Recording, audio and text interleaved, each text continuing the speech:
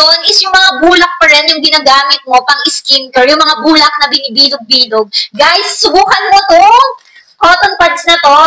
Grabe, for as low as 25 pesos, meron ka na ng 50 pieces na ganitong cotton pads. So, eto nga yung mga nakikita ko kapag mga nag-skincare sa mga Korean drama. Huy! Eto pala yun siya, guys. Sobrang ganda naman talaga. No need ka nang magbilog-bilog ng mga cotton kasi eto, kukuha ka na lang din.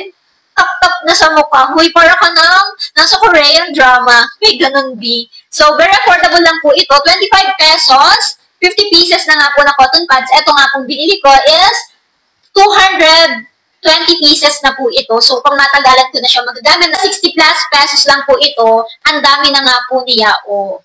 So, iniwanan ko na nga po yung mga bulak na binibilog-bilog kapag nag-skincare ako. Ito na nga po yung ginagamit ko. Kung gusto niyo po nitong subukan, maganda po yung quality nito.